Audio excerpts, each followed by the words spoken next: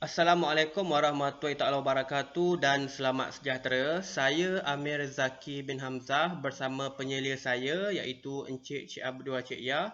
Kami dari Pusat Kajian Bahasa, Kesusasteraan dan Kebudayaan Melayu, Bitara Melayu, Fakulti Sains Sosial dan Kemanusiaan UKM akan membentangkan kertas kerja sempena Seminar Penyelidikan Siswazah Progres tahun 2020 yang bertajuk Ekspansi Watak dalam Lukenering dari Perspektif Intertekstualiti. Baik, kita bagi kepada pengenalan di mana kajian ini akan menelusuri novel Lukenering. Novel Lukenering diterbitkan oleh Dewan Bahasa dan Pustaka pada tahun 2014. Novel ini dikarang oleh Malim Ghazali Fikir yang merupakan seorang sastrawan negeri yang berasal dari Malim Nawa Perak. Novel ini mengisahkan tentang kewujudan watak utamanya iaitu Tengku Cik atau TC yang menzahirkan rasa tidak puas hatinya terhadap penulisan sejarah tanah air khususnya Perjanjian Pangkur pada tahun 1874. Di mana luka nering ini dikarang oleh Malim Ghazali Fikir dengan mengemukakan fakta yang diambil oleh teks pengarang luar. Hal ini bermaksud bahawa luka nering ini menerima kemasukan teks luar sebagai asasnya ataupun lebih dikenali sebagai pengaruh intertekstual. Baiklah, kajian ini akan menggunakan kerangka analisis yang dikemukakan oleh Julia Kristeva iaitu teori intertekstualiti yang diasaskan pada tahun 1960-an. Oleh itu, permasalahan kajian ini ialah bagaimana penerapan unsur sejarah dalam luka nering dikemukakan untuk tafsiran makna baru. Adalah objektif kajian yang akan ditelusuri melalui kajian ini iaitu pertama kita akan mengenal pasti prinsip dalam teori intertekstualiti yang relevan. Yang kedua ialah kita akan menganalisis makna baru berdasarkan teori intertekstualiti dan yang ketiga ialah meneliti kepengarangan Malim Ghazali Fikir dalam dunia penulisan kreatif. Metodologi kajian akan menggunakan sepenuhnya kaedah kualitatif di mana pengkaji akan membahagikannya kepada dua aspek iaitu yang pertama ialah kajian kepustakaan yang dilakukan di Perpustakaan Tun Sri Lanang UKM, Institut Alam dan Tamadun Melayu ATMA UKM, Pusat Sumber Bitara Melayu di FSSK UKM dan juga Pusat Dokumentasi Dewan Bahasa dan Pustaka di Kuala Lumpur. Selain itu, pengkaji juga menggunakan sumber daripada laman sesawang untuk dirujuk di samping bahan-bahan rujukan utama seperti buku, bab dalam buku, artikel jurnal, kertas kerja, akhbar dan tesis.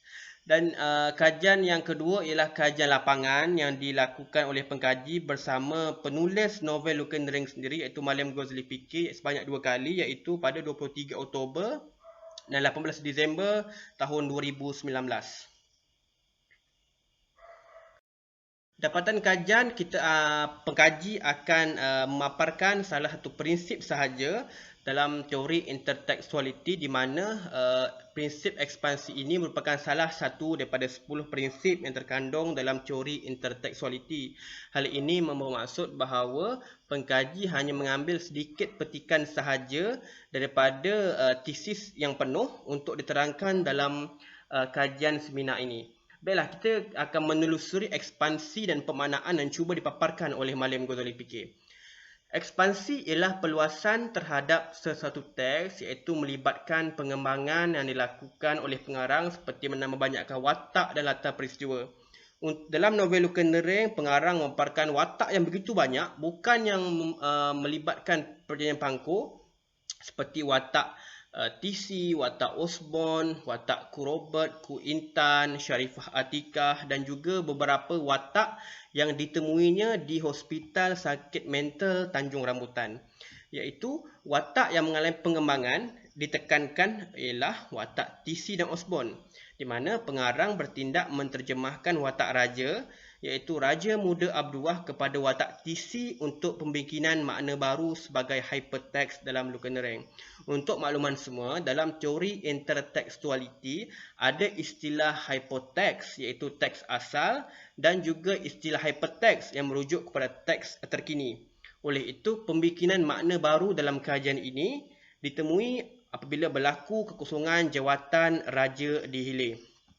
Seperti mana yang pengkaji terangkan di slide pertama tadi, bahawa Lukendring ini dikarang berpandukan teks asal yang diambil oleh Malim Ghazali Fikir yang untuk dimasukkan ke dalam Lukendring. Oleh itu, salah satu karya yang menjadi hypertext ialah buku Cempaka Sari Sejarah Kesultanan Negeri Perak yang dijadikan hypertext yang dikarang oleh M.A. Fauzi Basri pada tahun 1986, itu cetakan pertama, dan cetakan yang kedua ialah pada tahun 2016.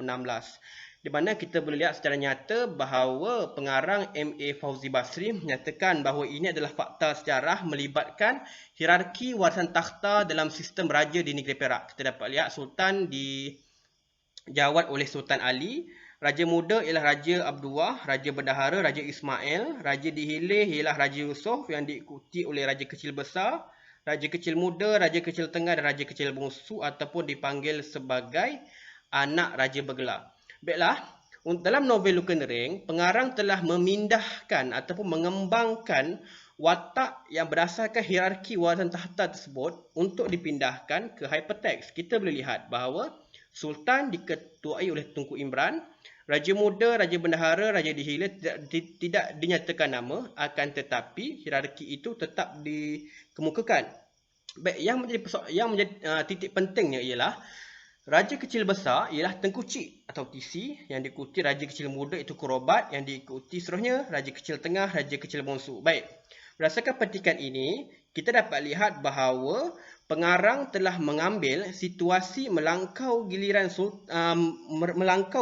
untuk jawatan dalam takhta negeri Perak itu telah diubah, iaitu dalam fakta sejarah yang nyata, Raja Bendahara iaitu Raja Ismail telah melangkau Raja Muda Abdullah untuk menjawat sebagai Sultan selepas kemangkatan Sultan Ali pada tahun 1871.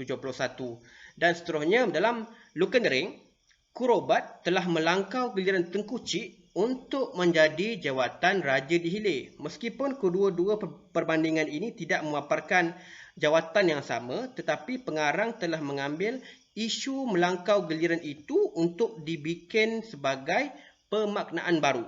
Di mana kita boleh lihat bahawa seperti saya nyatakan tadi, TC ialah jelmaan kepada watak Raja Muda Abdullah, di mana watak TC ini telah dilangkau akibat beliau telah dimasukkan ke rumah sakit otak ataupun sakit mental di Tanjung Rambutan akibat membunuh Osborne. Manakala Raja Muda Abdullah ini telah dibuang ke Kepulauan Sikilus akibat berkomplot untuk membunuh J.W.W. Birch. Di mana saya juga ada mengembangkan satu lagi watak, iaitu watak Osborne kepada watak J.W.W. Birch. Kita boleh lihat bahawa dalam pembikinan makna baru ini, pengarang telah memindahkan watak Kurobat itu untuk melangkau watak TC persis seperti mana yang berlaku dalam sejarah negeri Perak.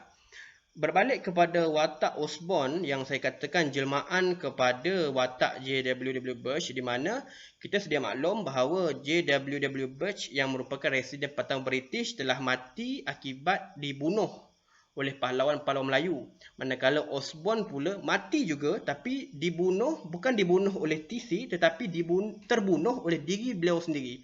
Hal ini bermaksud bahawa pengarang telah menukar ataupun membuat makna baru dari sudut fiksyen sejarah dengan mengemukakan bahawa bangsa Inggeris itu mati disebabkan kelemahan dan juga kesilapan diri mereka sendiri, bukannya disebabkan oleh pahlawan Melayu.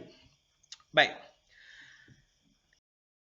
Iaitu implikasi kajian ialah teks persejarahan baru yang bergenre novel. Ini merupakan teks yang boleh kita katakan teks kekinian yang mengetengahkan fakta sejarah, di mana sumbangan kajian ini ialah ingin memperbetulkan kembali fakta sejarah dan juga cadangan kajian untuk masa depan agar penulis-penulis maupun sastrawan boleh memperbanyakkan lagi genre novel berkonsep fiksyen sejarah dalam usaha untuk kita mengetengahkan fakta yang betul dan juga kita ingin memaparkan fakta yang ditulis oleh sarjana tempatan sendiri, bukannya kita ambil daripada pihak kolonial yang menulis sejarah yang seterusnya ingin memburukkan sejarah penulisan tanah air.